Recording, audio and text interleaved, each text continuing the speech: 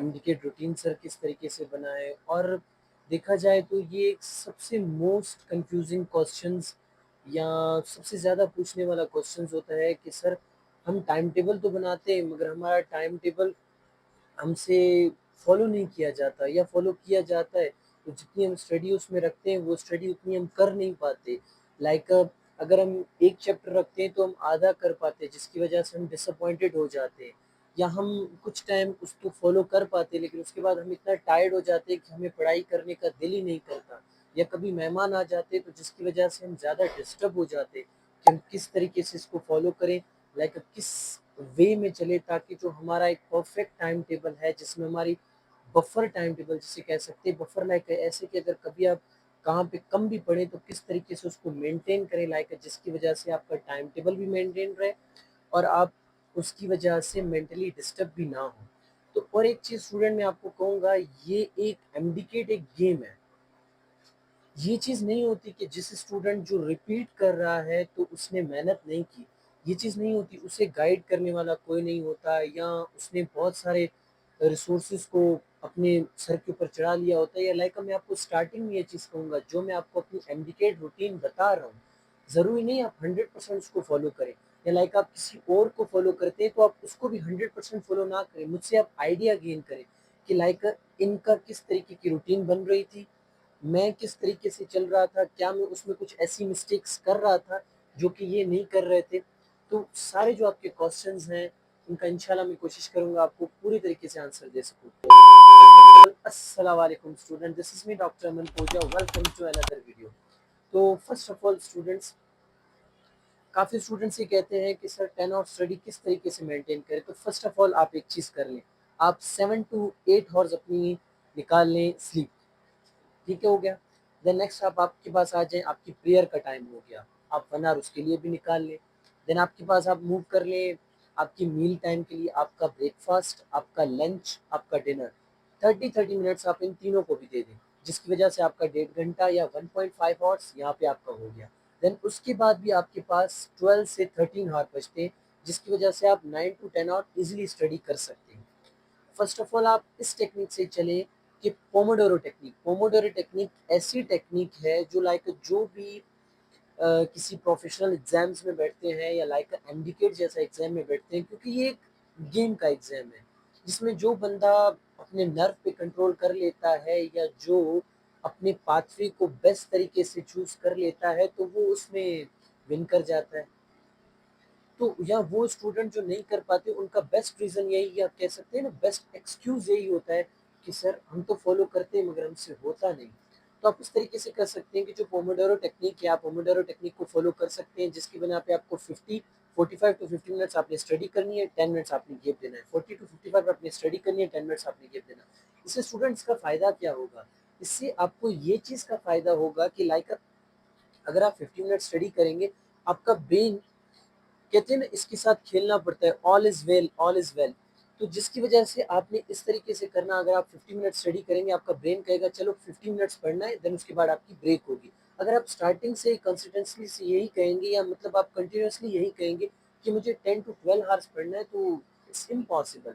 क्योंकि आप अगर एक जगह बैठेंगे, चलो आप 1 दिन बैठ भी गए, 2 दिन बैठ भी गए, आप 3 दिन भी बैठ जाओगे, लेकिन उसके बाद आप नहीं बैठ सकोगे। मतलब at the end of MDCAT तक आप इस चीज़ पर नहीं कर पाओगे, जिसकी वजह से क्या होगा, आपका सिलेबस रह जाएगा, आपकी रिविजन्स रह जाएंगी, आपकी एमसीक्यूज प्रैक्टिस रह जाएगी, जिसकी वजह से आपका एमडीकेट आपसे क्रैक नहीं होगा। तो आप इस तरीके से इसको फॉलो करें। नेक्स्ट चीज़ आपके पास ये चीज़ आ जाती है स्टूडेंट्स कि आप हर देखिए, इस चीज़ पर आ जाता है first of all time table बनाने के ऊपर स्टडी करने से कि आप मॉर्निंग स्टूडेंट हैं या आप नाइट स्टूडेंट हैं। फर्स्ट ऑफ ऑल मैं आपके साथ अपनी रूटीन शेयर करता हूँ और उसके बाद आपको अपने टॉपर्स या अपने वो फ्रेंड्स जो मेरे साथ इस टाइम स्टडी कर रहे हैं उनकी गाइडेंस आपके साथ शेयर करता हूँ।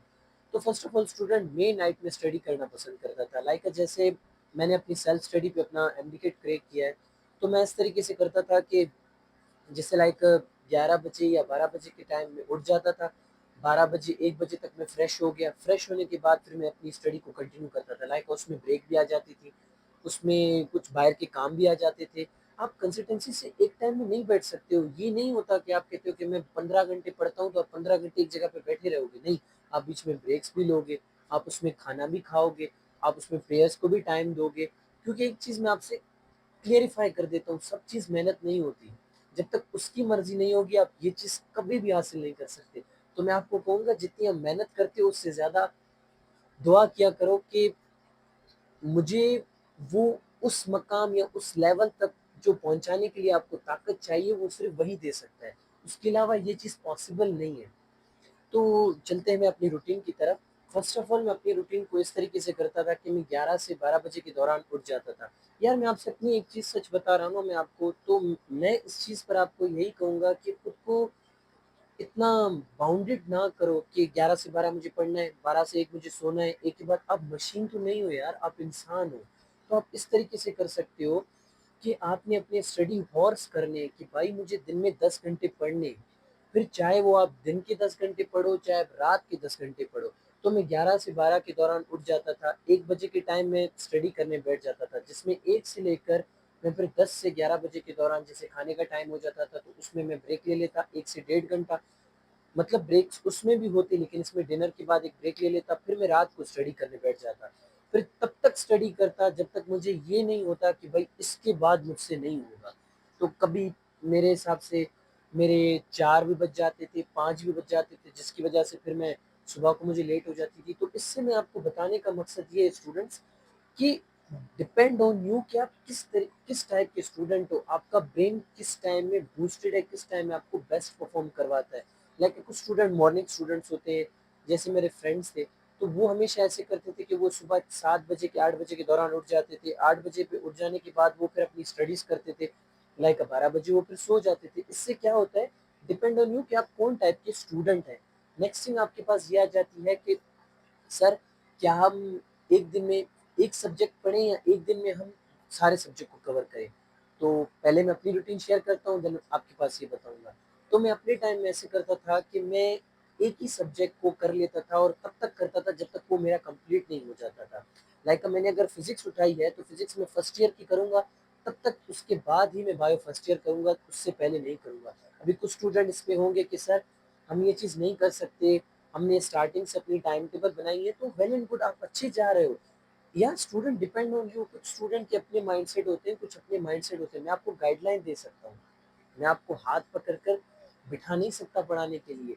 तो आप इस तरीके से कर सकते हो कि जो स्टूडेंट अगर दिन में यही मतलब कि अपने सारे सब्जेक्ट कवर करना चाहते हैं, तो उनको मैं यही कहूँगा कि आप ऐसे कर सकते हैं कि आप स्टार्टिंग में फर्स्ट ऑफ ऑल आपने सबसे वो सब्जेक्ट को टाइम देना है जो आपका सबसे ज़्यादा टाइम कंज्यूमिंग है।